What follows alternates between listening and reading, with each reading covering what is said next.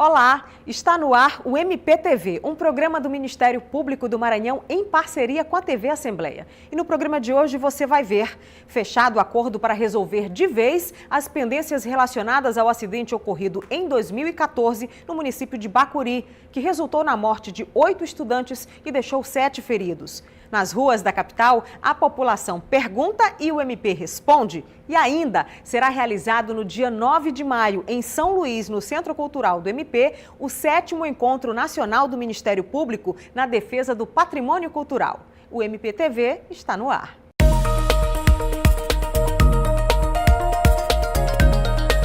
Acontece no dia 9 de maio, em São Luís, no Centro Cultural do MP, o 7º Encontro Nacional do Ministério Público na defesa do patrimônio cultural. Quem conversa conosco sobre este assunto é o promotor de justiça Fernando Barreto, que é também presidente da Abrampa. Olá, promotor, seja bem-vindo ao MPTV. Eu gostaria que o senhor falasse um pouco a respeito da importância desse encontro que vai tratar sobre o patrimônio cultural com foco na imaterialidade. Olha, o evento, o Ministério Público na Defesa do Patrimônio Cultural, ele foi iniciado em Goiânia, foi a primeira cidade que recebeu, foi Goiânia, em 2003. Depois ele teve uma outra versão, em 2006 mais ou menos, em Santos, São Paulo, visitando o Forte de Santos. Depois ele foi realizado em Brasília, onde se discutiu mais aquela parte arquitetônica do patrimônio cultural edificado de Brasília. Depois ele foi para Salvador, ele também esteve na cidade de Ouro Preto, né? E agora ele está chegando a São Luís. Essas foram algumas das cidades que já aconteceu ao longo de vários anos, né? É um evento específico na discussão do patrimônio ambiental, ou seja, que é o patrimônio cultural. E aqui em São Luís ele vai estar focado no tema da imaterialidade do patrimônio cultural, ou seja, a perspectiva de que a proteção do patrimônio cultural nasce a partir da concepção de um valor que se dá igual, tanto a uma edificação quanto a uma manifestação chamada de popular, contra a arte pública, quanto a arte privada, ou seja, os artistas plásticos, música, gastronomia, ou seja, é fazer o cidadão entender que isso é uma identidade, isso faz parte da cidadania e que o direito, ao tratar do patrimônio cultural, também protege esse conjunto. O primeiro painel que será realizado pela manhã vai tratar especificamente de quê? O primeiro painel, ele vai ter, por exemplo, o case do Museu do Reggae, que o Museu do Reggae é algo, na perspectiva do direito ao patrimônio cultural, algo muito interessante, porque, em regra, quando você fala a palavra museu, você pensa em museus históricos, monumentais, coisas que contam muito do passado e que é de um passado muito elitizado. O Museu do Reggae quebra o paradigma, quando ele simplesmente coloca no mesmo patamar o que as manifestações que eram chamadas de manifestações populares e que são cultura tanto quanto qualquer outra cultura. Não se pode, né? Toda vez que na palavra cultura na frente se coloca algum adjetivo, é preciso ter cuidado, porque esse adjetivo pode embutir uma discriminação, né? Cultura popular, folclore são formas de discriminação. Cultura é uma só. Não importa quem está fazendo, não há por que dar altos e baixos ou valorar isso. Essa é a manifestação do ser humano enquanto ser social. Então o Museu do Reggae é muito interessante para o direito ao patrimônio cultural, porque ele dá história a uma manifestação das camadas populares para um ritmo caribenho dentro de São Luís e identifica, dá essa identidade cultural do ludovicense. Por isso ele é muito interessante. Então ele tem esse conceito do direito a proteger essa manifestação, porque é uma manifestação artística e que dá identidade cultural aos seres. Então, nesse momento, inclusive, vai ser um painel muito interessante. Ele vai ter 2 promotoras de justiça, uma do Pará, que vai falar sobre os conhecimentos tradicionais, outra do Rio Grande do Sul, que vai falar sobre o que é imaterialidade, e depois o Ademar Danilo explica o case do Museu do Reggae. O Centro Cultural do Ministério Público está inserido nesse contexto também, né? Exatamente. Um outro fator de dar esse tema da imaterialidade é porque ele acontece no Centro Cultural do MP, que tem esse viés de cultura com cidadania, que fala de cultura para toda a população. Nosso Centro Cultural hoje ele é muito visitado pela população do seu entorno, pelas escolas, ou seja, ele é um espaço do povo e é um espaço cultural. Você já teve exposições, por exemplo, sobre capoeira, você já teve exposições de artes plásticas, você tem painéis sobre os mais diferentes temas, mas com essa visão da cidadania. Por isso que o evento é no Centro Cultural. Inclusive, vão ter algumas homenagens, por exemplo, com a criação do Centro Cultural, A criação do Museu do Reggae também vai ser objeto de homenagem da Abrampa, né? A associação está reconhecendo esse valor nacionalmente para o Centro Cultural, para o Memorial do Ministério Público, que foi o primeiro a ser feito no Brasil, para o Espaço de Artes e para o Museu, inclusive para o Movimento das Quebradeiras de Coco, que também deve estar por lá. Ou seja, o objetivo é exatamente dar esse contexto social, cultural, cidadão. Como eu digo, a homenagem às quebradeiras de coco, por exemplo, está nesse contexto. No período da tarde, um outro painel vai tratar sobre o patrimônio, mas o patrimônio físico, com foco na descaracterização e preservação, não é isso? Correto? Isso. A parte da manhã, ela vai ser, primeiro, algumas homenagens que vão ser concedidas às pessoas que materializaram essa visão cultural, né, o governo do Estado, o Ministério Público, o Procurador-Geral, o Corregedor, são pessoas que contribuíram para essa visão. Depois ele tem um grande painel, que é esse painel que tem as palestras de case, aí ele tem um intervalo. Na tarde ele retorna às 2h e tem um debate sobre o centro da cidade, o centro histórico, como um bairro da cidade.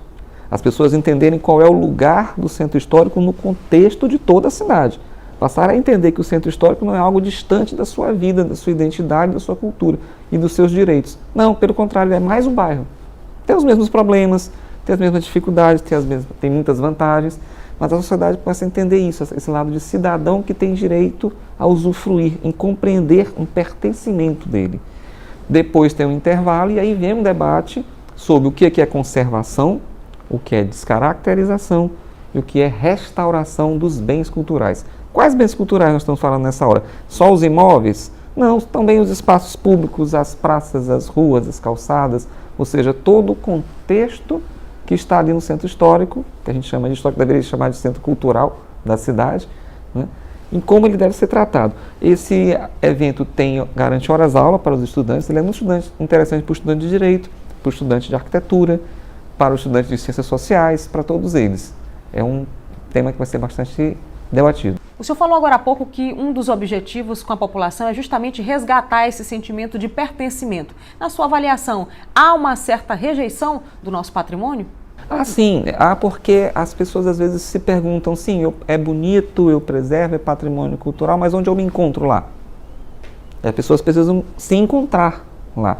Isso melhorou, nós podemos dizer que isso melhorou nos últimos anos. Você já vê uma maior presença da população andando pela Praça Pedro II, andando pela Praia Grande, mas só que isso é um passo muito pequeno. É importante que a população entenda o contexto maior, que é o centro, e veja que ele faz parte da nossa cidadania, ou seja, as pessoas podem morar nele, que morar nele não é ruim, que trabalhar nele não é ruim. O Centro Cultural, nós trabalhamos lá. A Promotoria do Patrimônio Cultural trabalha dentro do Centro Histórico, até para uma coerência, né? E essa sensação de pertencimento, ela é o que vai garantir a preservação do patrimônio. Você preserva o que você gosta. E para gostar você tem que conhecer, compreender, ter esse pertencimento. O formato desse encontro é bem diferente, né? Ele é bem diferente, ele é todo em talk show, né? Ele não tem mesa, ele quebra esse paradigma da formalidade, até porque o patrimônio cultural traz muito isso dele, da formalidade. Antigamente, quando se falava em tombamento, você falava em quê? Em tombar quartéis, você tombava palácios, fortificações, sempre com aquela referência do histórico. Não, a gente está quebrando isso. Então, é importante ser mais informal nessa hora e ter um debate mais cidadão, mais igualitário, mais de fraternização sobre o centro histórico. Ele é bem diferente, mas ele é jurídico, arquitetônico, social. Promotor, e como é que as pessoas podem fazer para participar desse congresso, desse seminário que vai acontecer no dia 9 aqui em São Luís? Ele é aberto ao público, ele é um evento que tem a participação forte do poder público, ele acontece dentro de um espaço público, então a Abrampa decidiu, né, que esse evento deveria ser aberto ao público sem custos, principalmente para os estudantes de Direito, de Arquitetura e para os profissionais também, profissional da Engenharia, profissional da Arquitetura, profissional de Ciências Sociais, todos eles vão ter espaço, pessoal das Artes. Então, a inscrição é feita pela Escola Superior do MP, né, pela página do Ministério Público, e através dessas inscrições as pessoas vão conseguir ter o certificado, inclusive, no final, que é emitido pela Escola Superior do Ministério Público, pela Escola Superior da Procuradoria-Geral do Estado, que é a grande parceira. O Procurador-Geral do Estado também é presente e parceiro desse evento. Promotor de Justiça Fernando Barreto e presidente da Abrampa, muito obrigada pelos esclarecimentos aqui no MPTV. Tá, Joel, eu que agradeço e espero que as pessoas gostem desse evento. É um evento que visa justamente você discutir o direito achado na rua, vamos dizer assim, com a expressão antiga, né? Mas direito achado na rua, o direito como ele acontece com os cidadãos. Membros e servidores do Ministério Público participaram do curso de Perícias Sociais e Perícias Sociais Indiretas. Quem ministrou o treinamento foi a doutora em Serviço Social, Graça Turque. Ela conversou com a equipe do MPTV. Confira. A perícia, enquanto uma área de trabalho em que fazem interlocução de direitos, para o serviço social a interlocução de direitos é fundamental. Então essa interlocução entre o usuário e a promotoria, para estabelecer como que vai se dar essa garantia de direitos. A importância é fundamental, porque traz uma realidade, às vezes, muitas vezes desconhecida, traz para dentro de um espaço na qual os processos são mais importantes nesse sentido. Assim. Então, essa interlocução que os assistentes sociais fazem com a realidade e com a justiça, ela é fundamental. Hoje, qual a avaliação que a senhora faz desse momento que aconteceu aqui?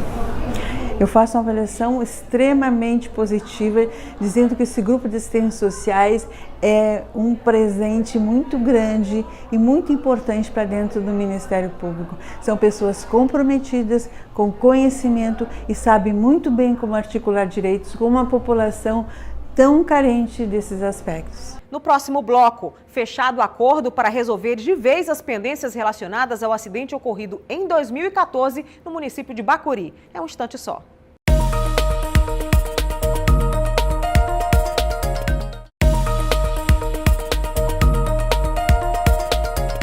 O Ministério Público do Maranhão intermediou um acordo com o governo do estado, município de Bacuri e moradores do povoado Madragoa, também de Bacuri, para resolver de vez as pendências relacionadas ao acidente ocorrido em 2014 no município de Bacuri, que resultou na morte de 8 estudantes e deixou 7 feridos, sendo 2 em estado grave. Quem conversa conosco sobre este assunto é o promotor de justiça titular da comarca de Bacuri, Denis Lima Rego. Olá, promotor, seja bem-vindo ao MPTV. Olá, muito obrigado pelo convite. É muito importante falar de temas tão importantes para a nossa sociedade como o transporte escolar e eu agradeço já antecipadamente essa oportunidade. Promotor, deve ser oficializado nos próximos dias esse acordo, entre o governo do estado, o município e os moradores. O que prevê esse acordo para que se possa ter como resolvida essa situação? Inicialmente é importante frisar que o Ministério Público não é parte desse processo de indenização promovido pelas famílias, eles estão sendo assistidos pela Defensoria Pública, mas como não há um núcleo na comarca de Bacuri da Defensoria Pública, o Ministério Público, como uma ação afirmativa do projeto Pau de Arara, intermediou esse acordo entre o governo do estado, entre os moradores do povoado Madragoa e o município de Bacuri, que também é réu nesse processo, para como um agente terceiro e estranho a essas relações pudesse ouvir a cada um desses entes, pudesse facilitar a conversa e, graças a Deus, nós conseguimos êxito e esse acordo já está nas tratativas finais para a formalização do acordo perante o processo que se encontra no Tribunal de Justiça do Maranhão. Ou seja, essas indenizações, as famílias dos estudantes ainda não tinham saído do papel, né? Na verdade, na primeira instância, lá na comarca de Bacuri, o magistrado sentenciou, dando causa às famílias em indenizações e pensões. Entretanto, ainda está em fase recursal no Tribunal de Justiça do Maranhão. E o que o Ministério Público fez foi, na verdade, convencer tanto o município de Bacuri, assim como o governo do estado, da importância que essas famílias tinham de ter o mais rápido possível essas indenizações para que elas pudessem dar um novo rumo às suas vidas, pudessem reestruturar suas famílias, porque muitos deles ainda hoje, mesmo passados 5 anos, ainda vivem a tragédia quase que diariamente, porque o acidente aconteceu muito próximo das suas casas e muitos deles querem viver em outro local, querem fazer tratamento fora da cidade de Bacuri, e essa é uma oportunidade ímpar para todos eles recomeçar as suas vidas em um outro local ou mesmo reestruturar a sua vida ainda em Bacuri. Esse acordo prevê somente a indenização ou não? Não, além das indenizações que foram divididas em 2 grupos, aqueles que perderam os seus filhos e aqueles em que os adolescentes sobreviveram ainda com sequelas ou não, os pais que tiveram a perda de um ente querido também vão receber uma pensão vitalícia paga pelo município de Bacuri. Então, a contrapartida do município de Bacuri é justamente com essas pensões, né, que foi alvo de acordo e a sua obrigatoriedade firmada entre o Estado e o município. O município vai pagar essas pensões e o Estado ficará com as indenizações que serão pagas ainda neste ano, provavelmente no segundo semestre. Recentemente houve até uma homenagem aos falecidos no município, com participação dos familiares, autoridades, o Ministério Público também esteve presente. Como é que foi esse momento? A idealização desse evento na verdade, do CAOP, Educação, do Ministério Público do Maranhão, né, que tem um projeto designado Pau de Arara Nunca Mais, que surgiu justamente desse acidente, em razão da comoção nacional e até internacional desse acidente. O Ministério Público do Maranhão abraçou a causa e forjou esse projeto que vai completar agora 5 anos, e então esse projeto na cidade de Bacuri, o Ministério Público voltando para essa cidade foi justamente para fazer uma retrospectiva de todas as vitórias, de todas a evolução que o combate ao pau de arara contou com esse projeto. E nesse dia o Ministério Público idealizou esse momento com várias entidades, várias autoridades, inclusive com a presença do nosso Procurador-Geral de Justiça, e na oportunidade foram homenageados os adolescentes que morreram naquele acidente. Os nomes deles hoje constam em ruas do povoado em que eles mesmos moravam. Nós demos prioridade, inclusive, para que os nomes deles constassem nas ruas onde eles moravam. Então foi uma homenagem muito simbólica, uma informação e uma resposta do Estado e do Ministério Público de que acidentes como esse nunca mais devem acontecer. Inclusive, depois desse acidente, que ganhou uma repercussão internacional, como o senhor mencionou, a fiscalização do Ministério Público em cima desse assunto do transporte escolar apertou realmente ao ponto de se lançar também esse projeto, que é o Pau de Arara Nunca Mais, né? Depois desse acidente, promotor, de 2014 para cá, qual é a situação do município de Bacuri quando se fala em transporte escolar? Inicialmente eu gostaria até de ressaltar a importância que o CAOP Educação teve nesse processo, em nome da nossa coordenadora, doutora Sandra Pontes. E hoje o Pau de Arara Nunca Mais é uma referência não só dentro do Estado, mas eu vi recentemente, em razão desse projeto lançado na comarca de Bacuri, vários cearenses nos relatando que, em razão da iniciativa do Estado do Maranhão, o Ceará também, por meio do Ministério Público daquele Estado, também realizou um projeto semelhante. Graças a Deus, no Ceará, não existem mais transporte escolar de forma irregular feito por Pau de Arara. No Estado do Maranhão, nós contamos já com várias cidades, várias comarcas em que esse projeto foi abraçado, e nós não temos mais nenhuma informação em vários municípios desses de que existam ainda esse tipo de transporte irregular, principalmente o Pau de Arara. E em Bacuri, por meio da atuação da doutora Alessandra Darubi e do doutor Rodrigo, que foram os promotores que me antecederam. Sim. Graças a Deus, lá em Bacuri nós não temos esse tipo de transporte, o Pau de Arara, embora a gente ainda tenha muito a evoluir com os transportes que lá ainda hoje realizam esse serviço público.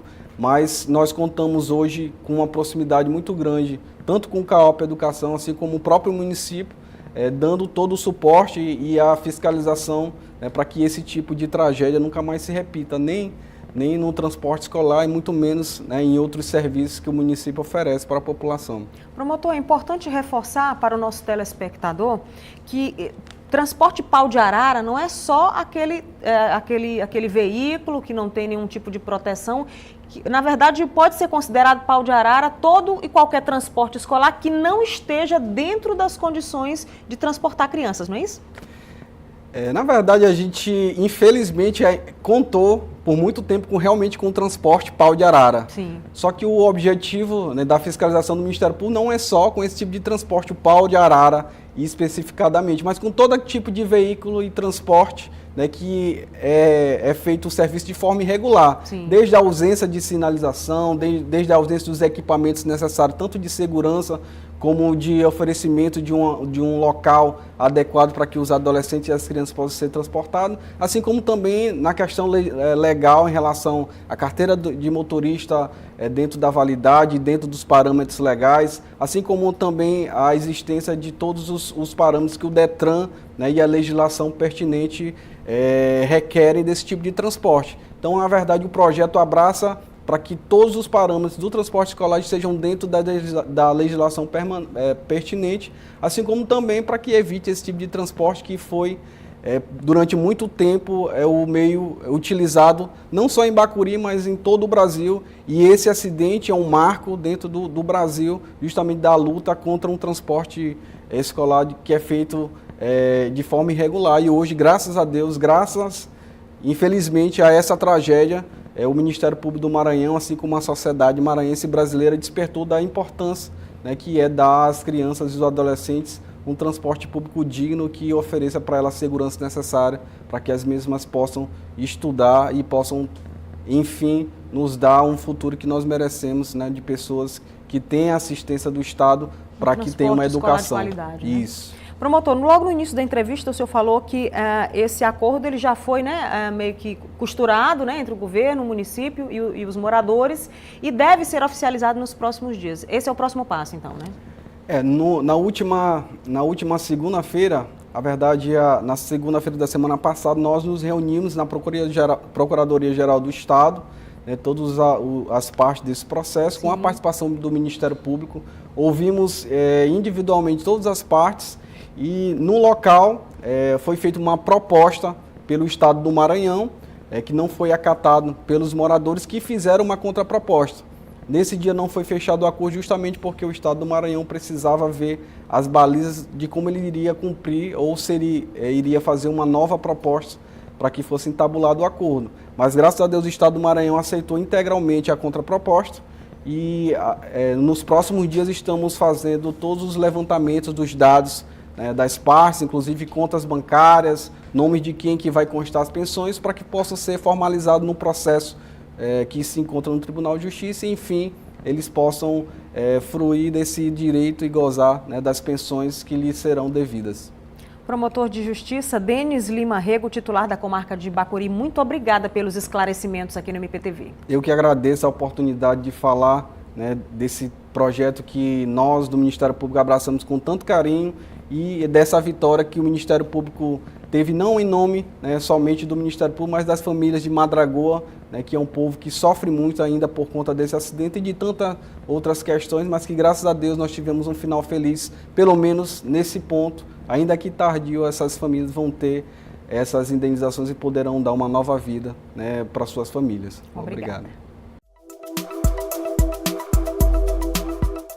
O que o Ministério Público pode fazer no caso de um desastre natural? No caso de desastres naturais, o Ministério Público atua na defesa civil, ou seja, no cumprimento da Lei de Política Nacional de Defesa Civil, buscando a reparação, identificando quais são as causas, se são realmente naturais ou se são causas com provocação humana e responsabilizar aqueles que, por exemplo, construíram em áreas de risco, que impermeabilizaram o que não podia ser impermeabilizado ou deixaram de manter o equilíbrio de determinadas áreas consideradas de risco.